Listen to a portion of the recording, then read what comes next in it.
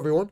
Welcome back to the GSMC Basketball Podcast, brought to you by the GSMC Network, Sports Network. As always, I'm your host, Mayor Fatemi. We got a packed show lined up for you guys today.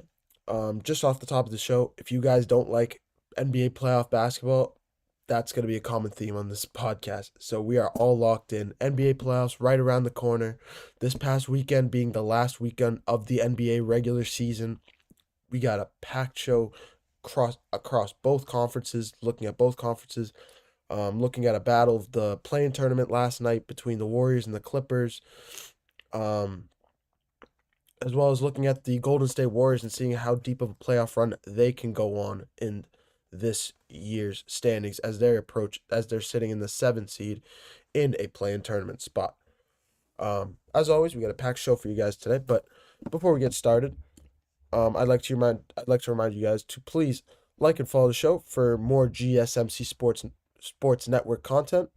Also, we get a number of questions from viewers that come in during the show. So to ensure that your question gets read on air, ask that you use the tips and donations link at gsmcpodcast.net for your questions. This puts your question at the top of the list so that I see it. It also really helps out the show. Again, the link is gsmcpodcast.net for your questions and comments. But getting right into it here, like I mentioned at the top of the show, this is going to be a very playoff seeding, overall looked at in general podcast. We're going to be looking at both conferences, but of course, it wouldn't be right if we didn't start with the game of the weekend, possibly one of the games of the year in the Clippers and the Warriors last night. Two of the hottest teams in the NBA right now, with the Clippers and the Warriors. Obviously, James Harden and Kawhi Leonard. Kawhi Leonard finally being healthy for the last month and a half or so for the Clippers. And on the other side for the Warriors with Steph Curry and Jimmy Butler. There were 23 lead changes in this game overall, in a game that needed more than 48 minutes to decide the end result. The Clippers ending up pulling this game out 124-119.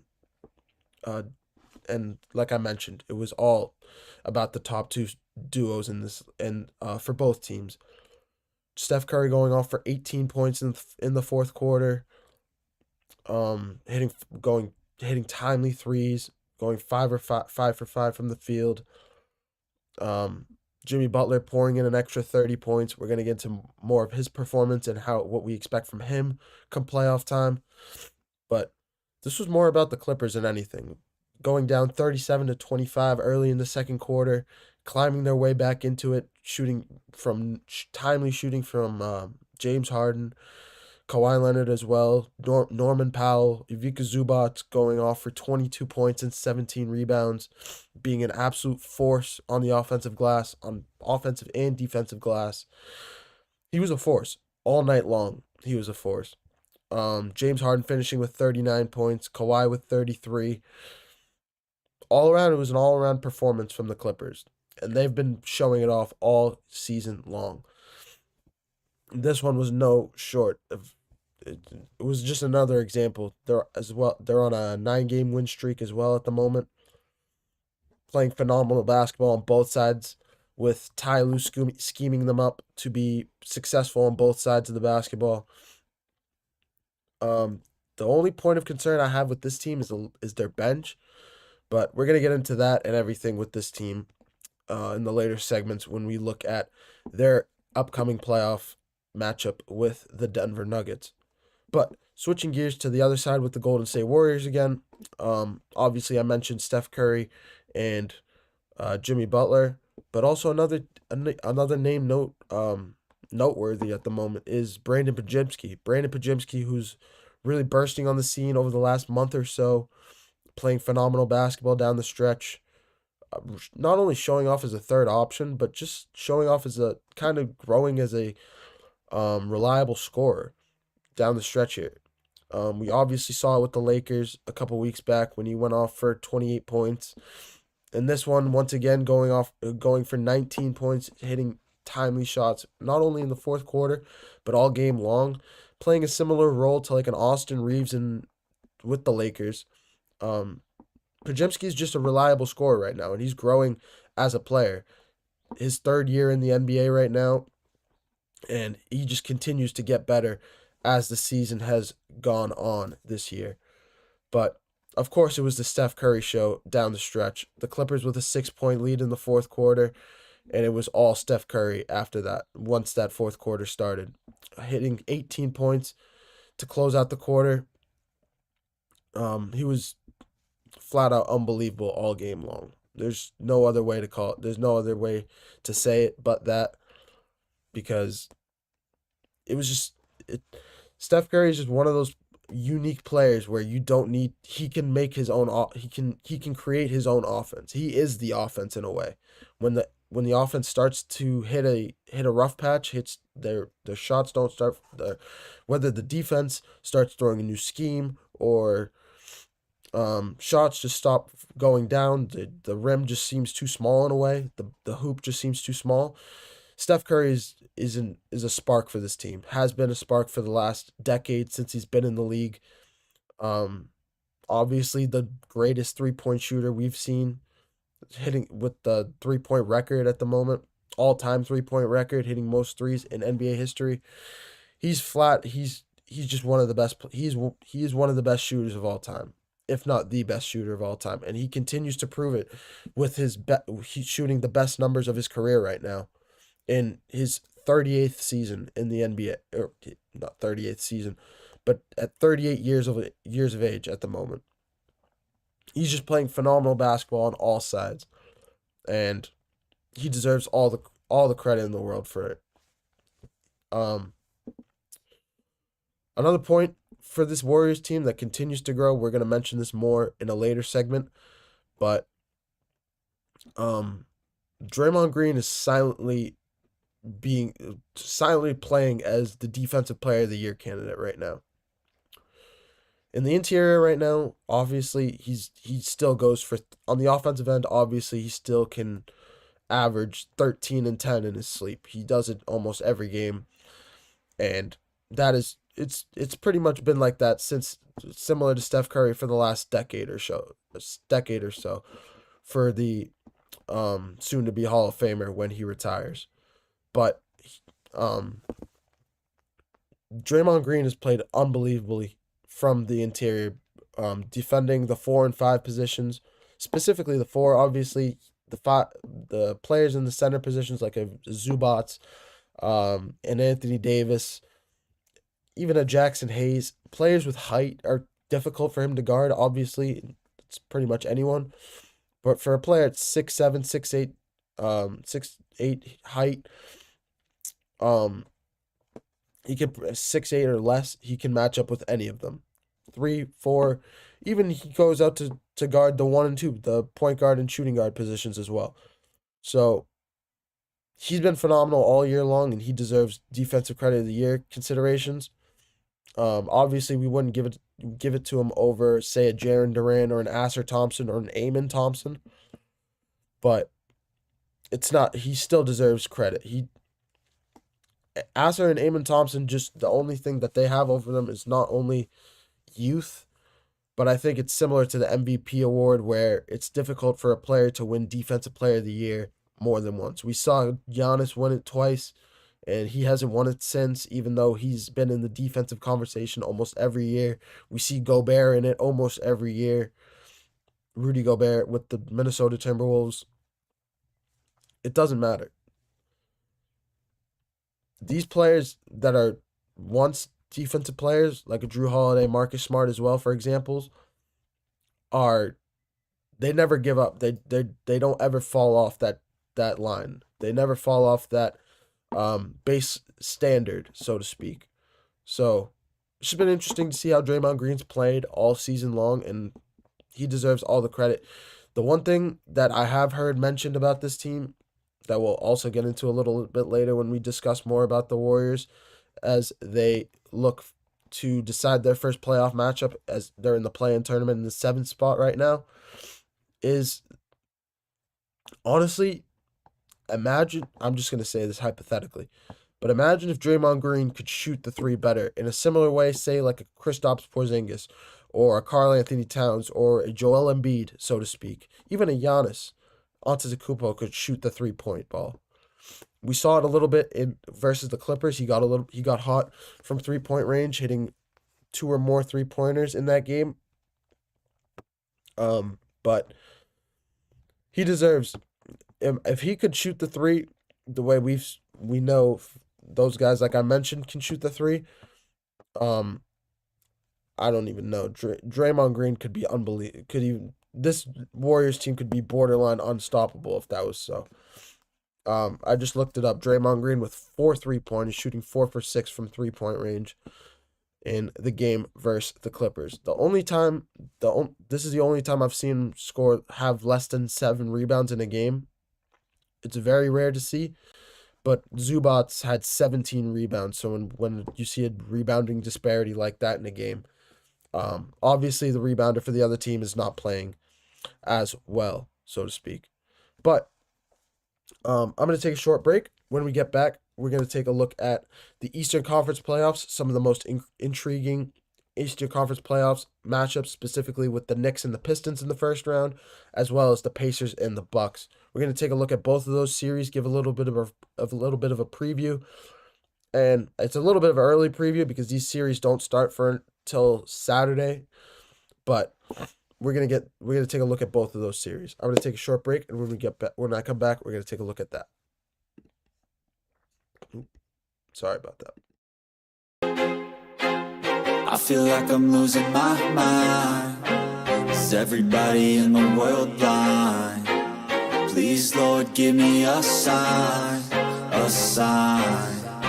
I feel like I'm losing my mind. Is everybody in the world blind? Please, Lord, give me a sign, a sign.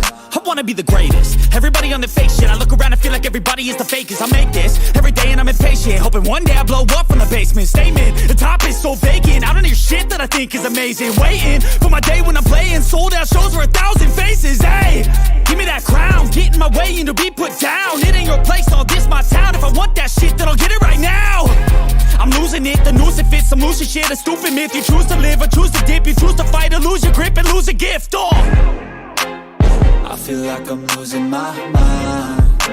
Is everybody in the world blind? Please, Lord, give me a sign, a sign. I feel like I'm losing my mind. Is everybody in the world blind? Hello, everyone. Welcome back to the GSMC Basketball Podcast, brought to you by the GSMC Sports Network. As always, I'm your host, Meryl Fatemi. As we get into this next segment here, we're going to take a look at the Eastern Conference playoff matchups, some of the more intriguing ones. I use the word intriguing just because it's a little bit more interesting. One of the more looked at ones, one of the more anticipated playoff matchups. But we're going to look at 2 specifically with the Pacers and the Bucks and the Knicks and the Pistons. Funny enough, those are the only 2 playoff series decided right now, I know. But these are 2 incredible playoff series in general with 2 teams that are both loaded on both sides. Some young, some experienced, some more gritty, some more scrappy. We're going to look at both teams in both rounds. All 4 teams are going to be looked at in this segment. But before I move any further,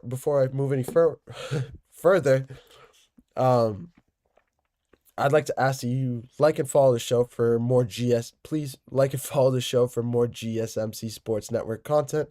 Also, we get a number of questions from viewers that come in during the show. So to ensure that your question gets read on air, I ask that you use the tips and donations link at gsmcpodcast.net for your questions. This puts your question at the top of the list so that I see it, and it also really helps out the show.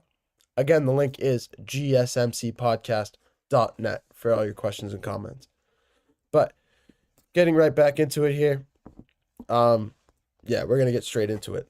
Pistons and Knicks, one of the most, probably, we've seen this coming for the last 2 weeks or so in this regular season. It's been on our radar. It felt like this collision course was coming between these 2 teams. 2 teams, the Knicks for the last 2 years, 3 years actually, since Jalen Brunson arrived in New York, going to the playoffs every year.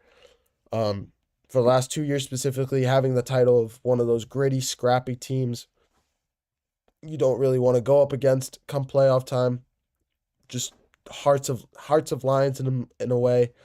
Just a team that you don't want to see because they can pretty much beat anybody. Hello Anthony, how are you, man? But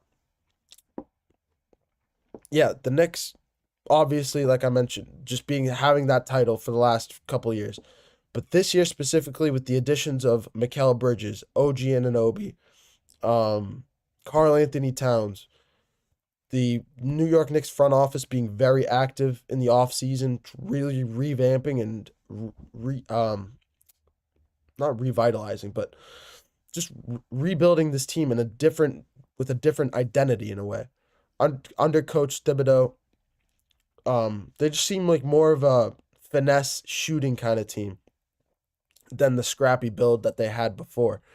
But going up against a new younger squad similar to them 2 years ago with the Pistons, with Jalen Durden, Cade Cunningham emerging as a top threat for this team, incredibly well coached under JB Bickerstaff, with players like Asser Thompson, with veterans like Tim Hardaway Jr., Malik Beasley. They're just an incredibly young team, a young core with veterans on the outside. Dennis Schroeder as well on this team. The Pistons have been one of the best teams in the Eastern Conference, and it just felt like this collision course was really coming. I just want to read a quick quote that Cade Cunningham said in a recent interview with Shams.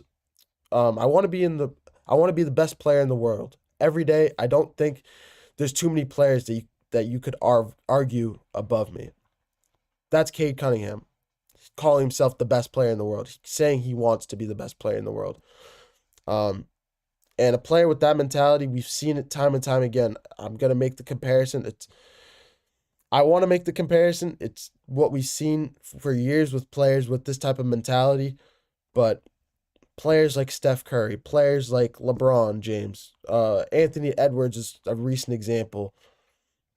Jimmy Butler, names like this that don't really, Giannis Antetokounmpo, names like this that don't really shy away from the NBA, from the top stage, from the spotlight.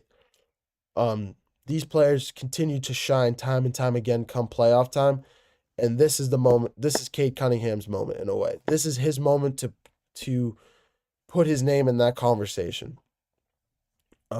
Anthony, I just saw your comment. Did you talk already about the mock draft for the 2025 NFL draft? No, I haven't, Anthony. I'm sorry, man. This is the basketball podcast at the moment. But that'll be on another show. I apologize for that. But getting right back into it here. Yeah, the Pistons and the Knicks. Cade Cunningham versus the Knicks this season, averaging 30 points, 8 assists, 5 rebounds, and 8 assists on about 65% shooting. Cade reminds me of J Kidd. Yes, I 100% can see it. Jason Kidd was more of a, I feel like he was more of a shooter. He was a point guard. I feel like in today's day, Jason Kidd he reminds me of a Tyrese Halliburton. We're going to get into that actually in this segment a little bit down the line. But yeah, I feel like Jason Kidd was just more of a assist kind of guy than a shooter. He was a shooter, but Cade in today's day and age with how important shooting has become. Not only twos, threes in general, everything, how important offense has become. I feel like Cade is just a better offensive player right now, or has more of a potential to be an offensive player. I don't know about right now. I apologize. That is a little bit of a blasphemous statement, sounding like Stephen A. Smith. But, yeah, Cade can be that guy. Cade can be that offensive threat that we've been he hasn't really gotten the opportunity. We've seen him in the regular season. I mentioned with how he's played against the Knicks this season. But we know the playoffs is where players really get their recognition, where they staple their names on the top players in the league list. We see it with Jimmy Butler time and time again, almost every year with his title playoff. Jimmy, this is Cade's moment. This is, if Cade wants to be in that conversation, this is his moment. Also, the Detroit Pistons going from 14-68 to now 44-38 this season. Flat out one of the easily the most improved team in the NBA, outside of maybe the Houston Rockets. Even then, the Houston Rockets were not 14-68 last year, in contention for the worst NBA team in NBA, one of the worst teams in general in NBA history. They were not in that they did not have that context. They were not in that category. But yeah, a lot of credit of this goes to this new coach with JB Bickerstaff. They did have, I can't remember the coach. They fired their coach last season after 1 year. The coach from Monty Williams, thank you. But they fired Monty Williams at the tail end of last season, hired JB Bickerstaff, and it's really just this Pistons team has just really hit the ground running with their young core, with Cade Cunningham, Jalen Duren, Asser Thompson, Jaden Ivey. They have a squad of just young players, reminding me very much of the 2017 Boston Celtics with how young they were possibly can go on a deep playoff run the way that Celtics team did.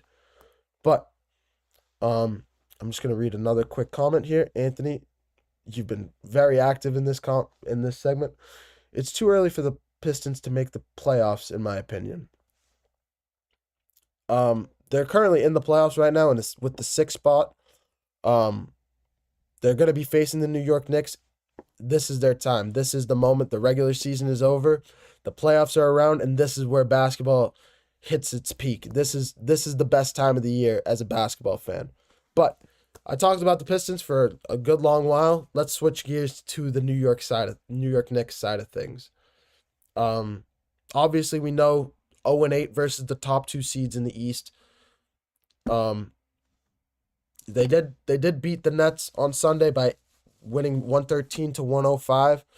But the biggest question mark for this team, in my opinion, is Jalen Brunson and how he can reintegrate into this offense. We've seen since his injury, he's really kind of just been stagnant on the offensive end, really trying to find his footing.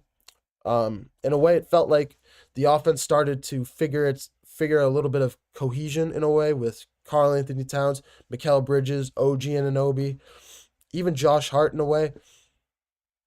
The offense just seemed to figure itself out, and we've seen it for a while. We've seen it time and time again with offenses like this that are very well balanced, that it's hard for the superstar to come back into that offense and find its role immediately. It kind of takes about 2 or 3 weeks to reestablish that chemistry again. And obviously, like I've mentioned before, when a basketball player gets injured, it's usually their shot that's the last thing to come back to them. They kind of get their dribble stays, their offensive ability to pass the ball, everything, their in-game being able to read offenses stay, but it's usually their shooting that's the last thing to come back to them. And this is what we're seeing right now with Jalen Brunson. The last detail I want to point out about this series, the Pistons hold a 3-1 record over the Knicks this season in the regular season. So it's going to be interesting to see how this all plays out. Knicks hosting this playoff series, but I think the Pistons are one of those teams that, especially with their fan base not having a lot of success over the last 10 years, 20 years or so, they're going to be out. They're going to be on the road. They're going to be at home. Specifically at home, the Pistons, I just found out about this, the Pistons are not allowing ticket sales from outside the Detroit area for their home base at the Little Caesars Arena in Detroit. That is a little nugget of information.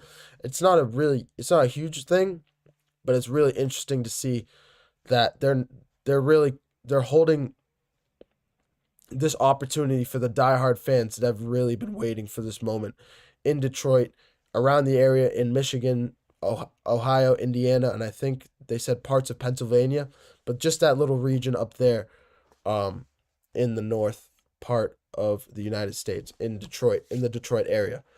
I was going to talk about the Pacers and the Bucks, but I've really drawn on this segment.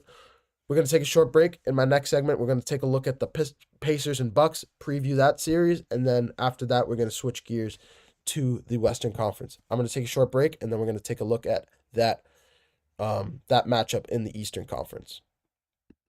Looking for your daily fix of sports talk without having to pay for it?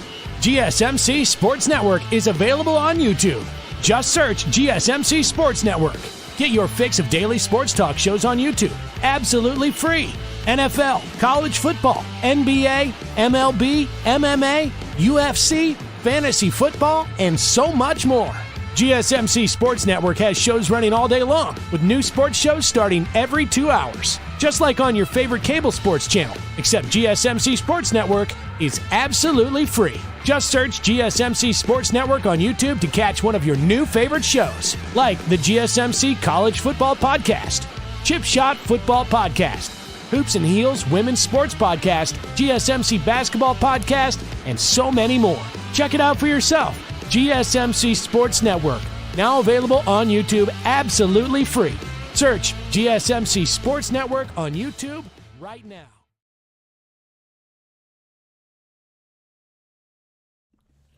Hello, everyone. Welcome back to the GSMC Basketball Podcast, brought to you by the GSMC Sports Network. As always, I'm your host, Mayor Fatemi. Getting right back into it here, I wanted to kind of mesh these two topics into one segment, but obviously, I honestly did not think I was going to be talking about the Pistons and Knicks, and I didn't ramble. It was just there's a lot to get into with that series. It's one of the most anticipated series, not only in the Eastern Conference, with how loaded the Western Conference is as well. This is in competition with those series. Just in it feels like a little bit of old school basketball with that one. But I'm going to leave it at that. The 4 and 5 matchup at the moment with the Pacers and the Bucks is going to be it's just going to be a flat out outstanding series. The Pacers are both teams right now, honestly, being the hottest teams in the NBA. Starting with the Pacers, 8-2 in their last 10. Obviously, a very deep team, one of the teams in the NBA that have obviously going on an Eastern Conference Finals run last season, holding a lot of their same core guys with Tyrese Halliburton, Andrew Nembhard, Miles Turner, Pascal Siakam, Obi Toppin, TJ McConnell. I just named 6 guys off the bat. Benedict Mathurin, just holding a lot of their key guys that they had last season. A very young core, similar to the Pistons, but imagine the Pistons a year from now. That's very similar, and that's how the Pacers are this year. And differently than the Pistons, they're more of an offensive team. They're more young generation. They're more in today's age with how offense heavy they are, reminding me a little bit of the Cleveland Cavaliers of this season in the regular season with how they shoot the 3 ball, with how offensive heavy they are. The Pacers match up in a similar way. Pacers, obviously, I mentioned Tyrese Halliburton, more of a facilitating point guard than a shooting guard, not a shooting guard, but than a shooting threat, offensive threat, scoring threat. But when Halliburton scores 20 plus points in games, the Pacers are 24-3, and honestly, one of the most dangerous teams in the league when Halliburton can get it going from the offensive end. His problem is Halliburton has just not shot the ball as well as he'd liked. It's been players like Nembhard. It's been the guys around him, and he's kind of realized that in a way, and become more of a floor general than that offensive threat shooting the basketball. He has been injured a couple times, so it's not 100% his fault. It's just how things have lined up this season with how. It's just unfortunate how he's been it's just unfortunate how he's been shooting. But like I mentioned scores 20 plus points, this team is 24-3, and that's all you need to know. It's similar numbers to how Shai Gilgeous-Alexander plays with. I don't even know how to compare it, honestly, because there's not very many floor generals in this league anymore that when they score a lot, they can still perform like this. They don't score 20 plus points 27 games. You just don't see it from players like you don't see players like Halliburton in today's age with when their team still has so much success like the Pacers have. They're just incredibly unique and so hard to scheme and plan for and do film on. It's difficult to plan for them. But that's exactly the test that the Milwaukee Bucks have this season. Obviously, winning the NBA championship in 2021 with Giannis, Drew Holiday, and Chris Middleton. But this is just a completely different team now. Drew Holiday obviously in Boston now. Chris Middleton in Washington, I believe. Yeah, he's now in Washington. But Giannis is still performing as one of the best players in the NBA. Still an MVP candidate, averaging 29 points, 11 rebounds, and 8 assists in these last 15 games. On a 7-game win streak at the moment. They're still playing unbelievable basketball. The Milwaukee Bucks are still one of the best teams, not only in the Eastern Conference, but can be competitive with anybody in the NBA. Not only with their experience, with good head coaching. I say that not knowing the head coach off the top of my head. I apologize. But a key factor for this series is going to be Damian Lillard. The health of Damian Lillard is paramount to the success that this team can have come playoff time. When this series starts, that Damian Lillard will have a week. We'll have until this series kicks off at 1 o'clock Eastern time on Saturday. It's the first game of the playoffs. But the Bucks are optimistic that Lillard can return in these playoffs. It's just the question is when. He does have an exam coming up to determine his clearance for the postseason. It's just difficult to look out to predict blood clots. Blood clots are just one of those. It's a serious injury. Say he does end up. It's a temporary thing, and when found, if it's left lingering, if it's ignored, it can become a permanent issue, and it can be obviously blood clot in a major artery can cause a heart attack, which can leave permanent damage, if not death. That's all that needs to be said. Death, permanent injury is not something you want to risk for the sake of a basketball game, even though it is your occupation. It's like anybody's job. You just don't do that. But he has been taking some blood thinners. He's been trying to work through it. He's been trying to prioritize his health, work on his diet. We don't know exactly the conditions and what's really caused blood clot issues. We've seen it with Wembanyama. In the most recent example, we saw with Chris Bosh forcing him to retire over a decade ago, or almost a decade ago. I don't think it was past 2015. I think it was 2018 when Chris Bosh retired. I can't remember off the top of my head. But Chris Bosh obviously being the most famous example of this. Wembanyama right now. And about a few months ago with the San Antonio Spurs out indefinitely. And now it's Damian Lillard's turn to deal with that. Another important aspect of this game, though, will be the battle of benches.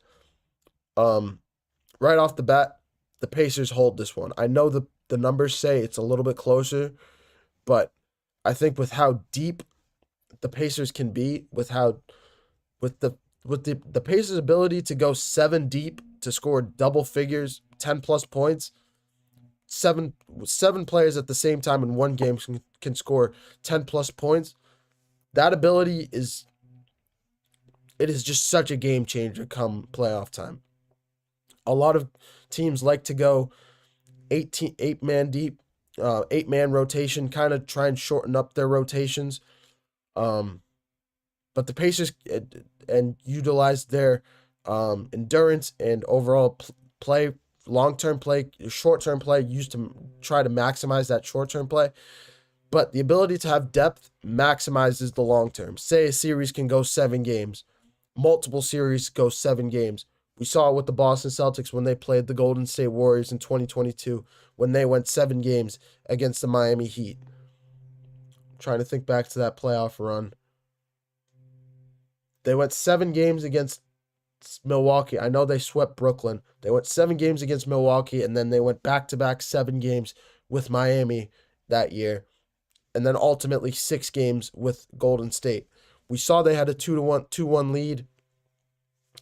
They lost Game 4, obviously, in Boston, and it's been reported since that when Game 5 hit, that this team just really lost its legs, really lost its endurance. It wasn't the same team. I'm just comparing. I'm just saying, when you have a deep rotation, it's much more.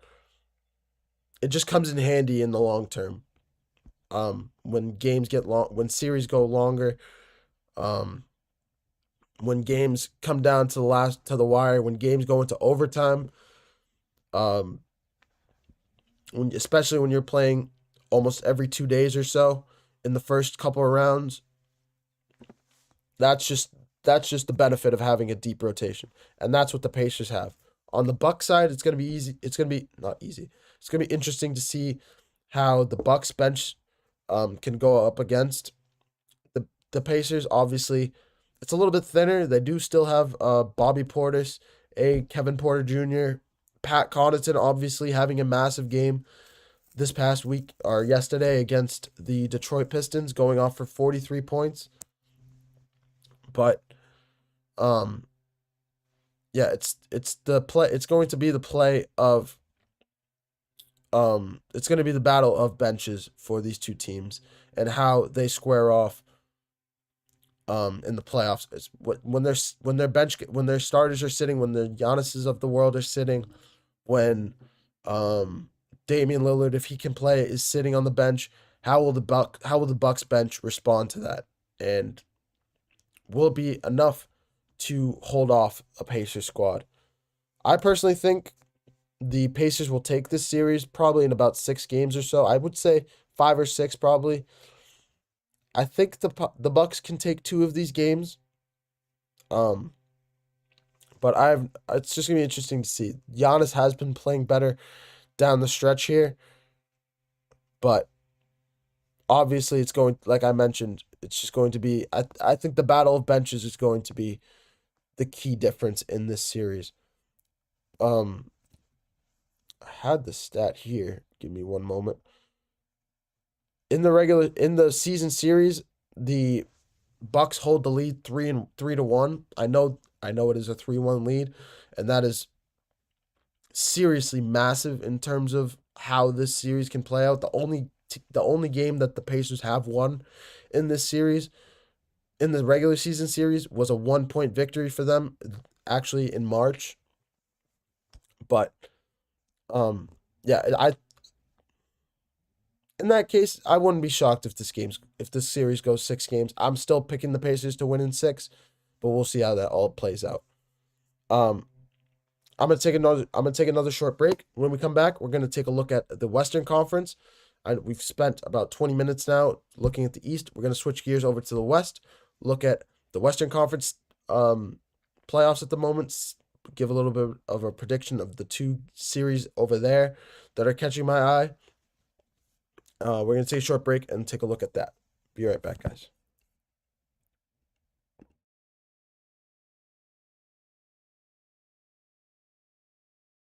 For the best and latest podcasts available anywhere, go to the podcast app on your cell phone and type in GSMC to access free content-rich podcasts on health and wellness, book reviews, sports, entertainment, relationships, social media, movies, technology, finance, and even weird news. Subscribe and download the GSMC Podcast Network's family of shows, available everywhere podcasts are found.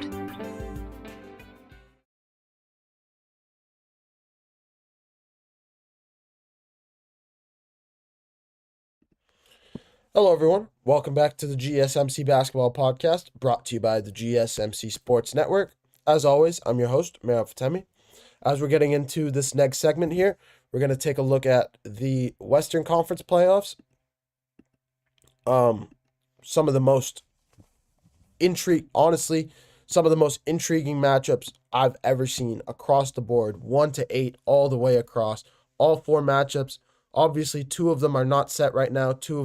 Two of them will be set by Thursday night. I believe it's Thursday. It could be. I think it's either Thursday or Friday.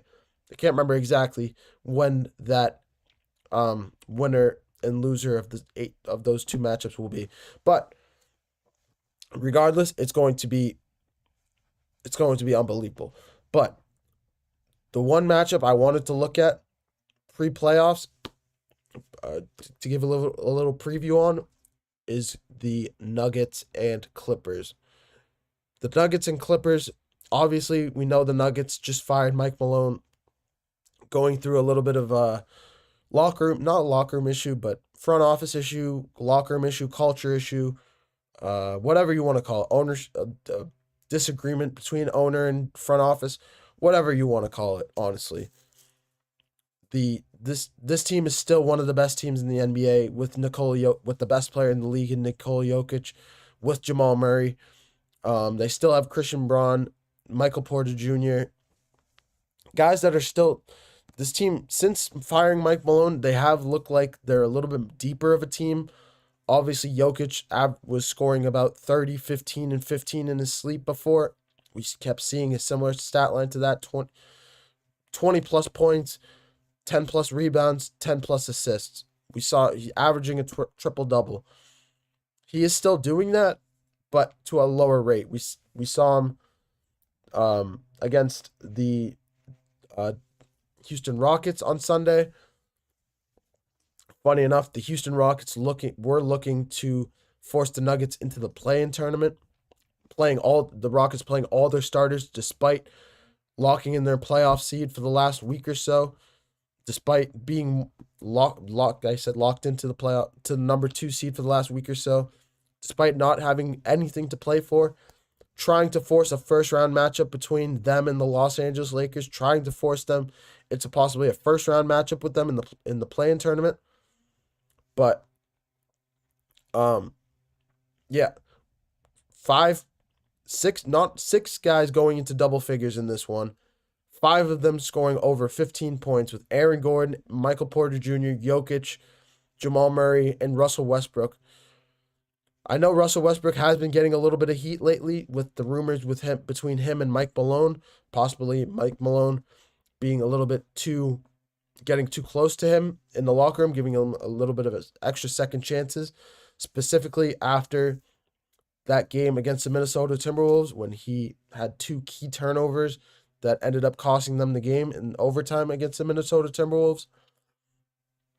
But Russell Westbrook continues to play superb in general off the bench. In this one, scoring 17 points with 6 assists. What else do you really need from a Russell Westbrook? Doing exactly what you need for a backup point guard for the second unit of this team when you need Jamal Murray to get a rest, when you need Christian Braun to get a rest. You just put Russell Westbrook in for about 5 to 7 minutes at a time, ends up with 15 to 20 minutes in the game. That's all you need, finishing with 17 points.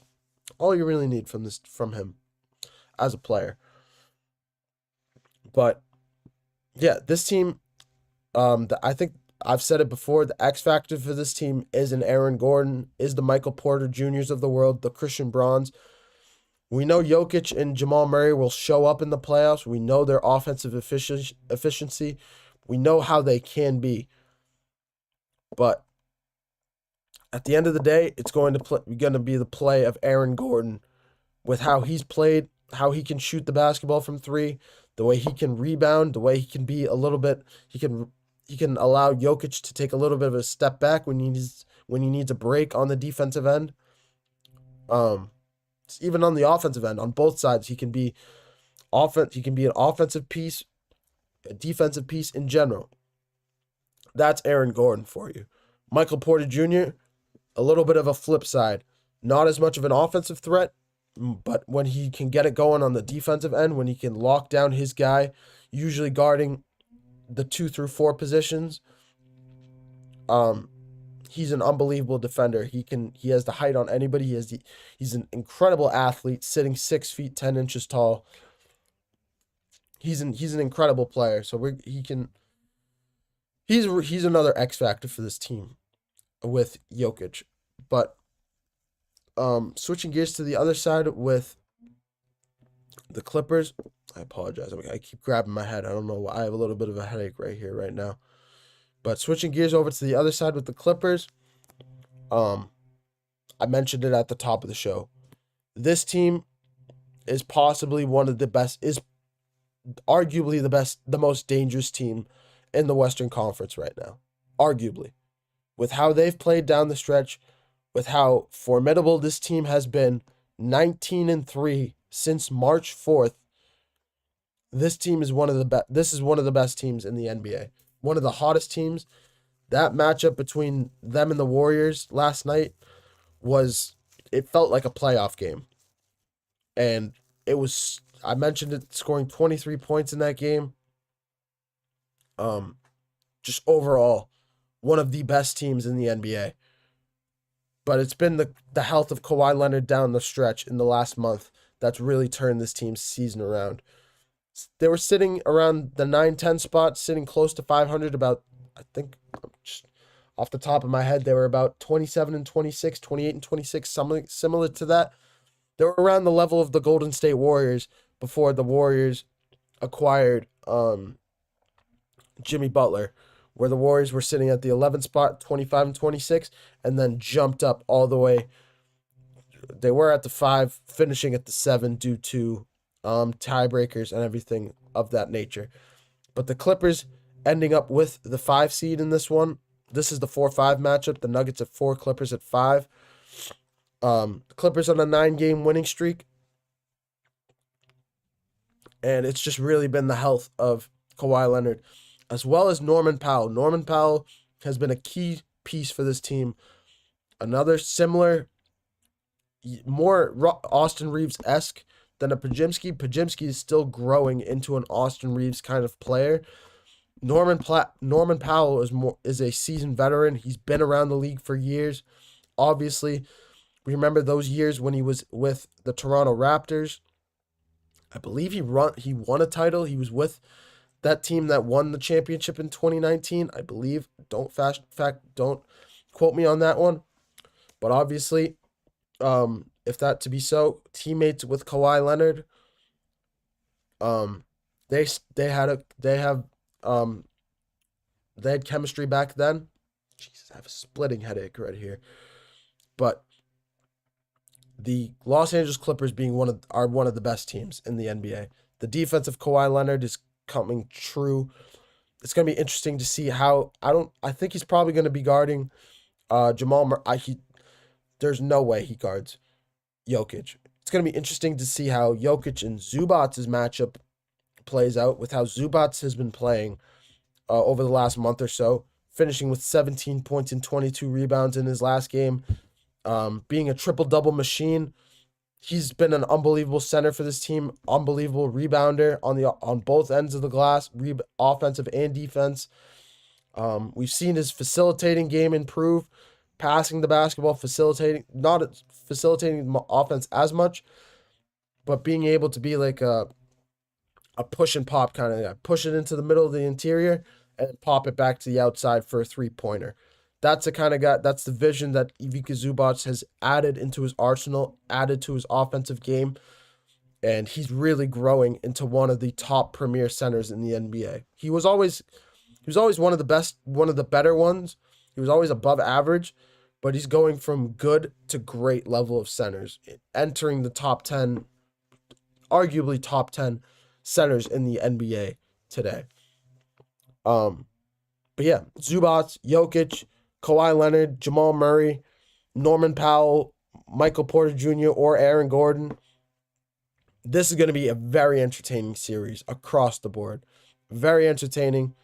I didn't even mention James Harden and if you want to say James Harden and Michael Porter Jr., Norman Powell, and Aaron Gordon. However you want to slice it. I think this series goes 7 games. Obviously, we know Kawhi Leonard has history with the Denver Nuggets. We remember 2020, after Kawhi Leonard went to the NBA Finals, won the NBA Finals. In that following season, the bubble year, it was these same Nuggets, led by Jokic, led by Jamal Murray, led by Michael Porter Jr., same core group of guys 5 years ago that were down 3-1 to the Los Angeles Clippers and came back and won that series, ruining what would have been an all LA conference finals. What everybody in America and everybody as a fan of the NBA back then was anticipating a Kawhi Leonard, LeBron James conference finals. We might actually see it this year. There is a world, but the Clippers have to erase this demon from their resume, have to vanquish this demon in the Denver Nuggets. Denver Nuggets are set to be had right now, especially, like I mentioned, with the firing of Mike Malone. The interim head coach, Daniel Adelman, is going to be tested in this one. He's going to be tested. As an interim head coach, thrown into the mix, thrown into the fire, and against a team like the Clippers, he will be tested. And it's going to be interesting to see how he responds to everything. But this is more about the Clippers over the tail end of this season, growing and getting hot in front of our very eyes, seeing Kawhi Leonard regaining his reputation. He can regain his reputation as one of the top players in the NBA if he can not only bring the Clippers to the conference finals, he can bring this team to the NBA finals, I think. That is how good this team is. That is how good that trio, and with how Zubats has been playing, that quad can play. How those 4 guys can stretch you on the floor. That is how good this team can be. They can go all the way. They really can. So, yeah, this is going to be that is probably my top series of the Western Conference at the moment. But I'm going to take another short break. When we get back for our final segment of the show, we're going to take a look at the Golden State Warriors, how they stack up against the Western Conference, give a little bit of a playoff preview for them, give a playoff preview on Jimmy Butler, because he's obviously playoff Jimmy. We're finally going to see him again in the playoffs for the first time since 2023. Highly anticipated return. So we're going to take a look at that. I'm going to take a short break, and we're going to take a look at that when I get back.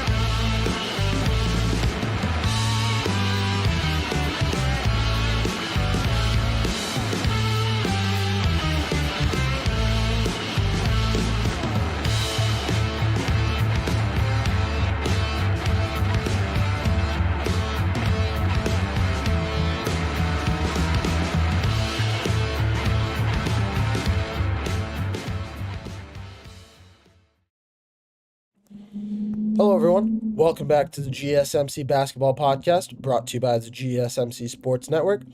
As always, I'm your host, Meryl Fatemi. I apologize for that. I did not see that. I was originally going to talk about the Phoenix Suns, but with how everything ended up transpiring, with the New York Knicks,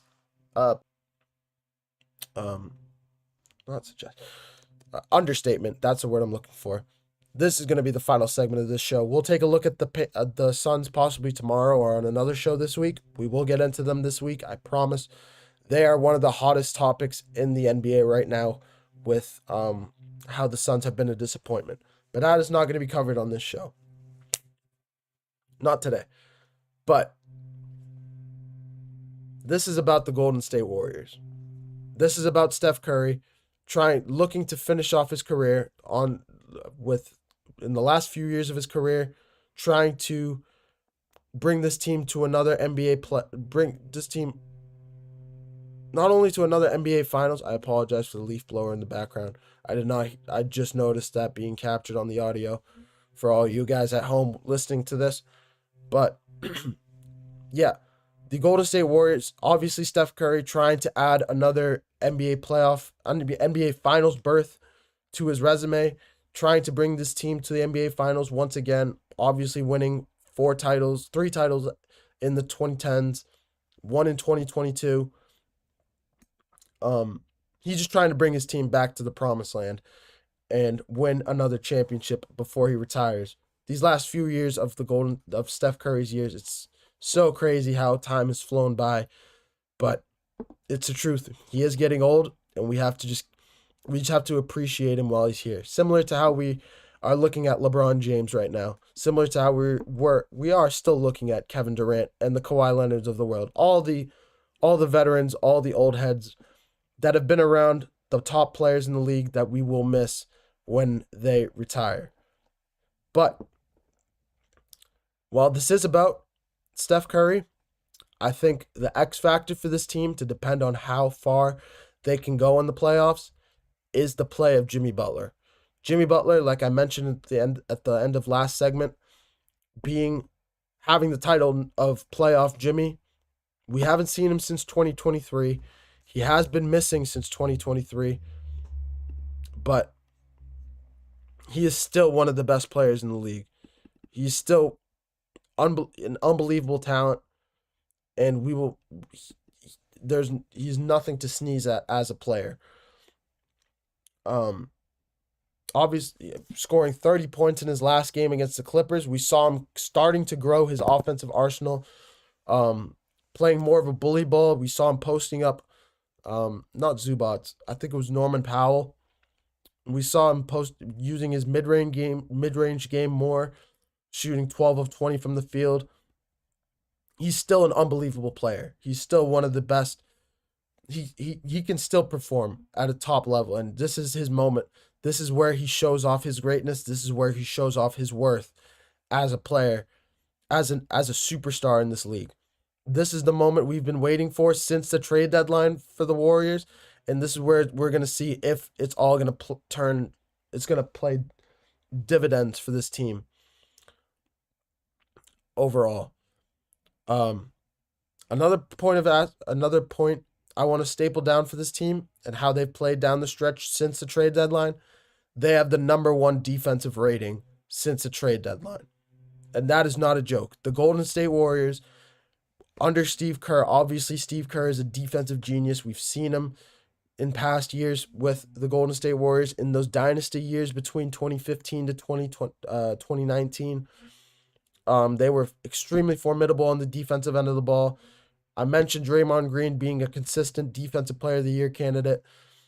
But also Gary Payton II is obviously not only the son of the Gary the Glove Payton, but he has the similar skill set on that end, on that side of the ball, and an additional offensive piece with how he plays on the offensive end. He's an extraordinary two-way player, I'd say. He's one of the most valuable two-way players in the league, I'd say.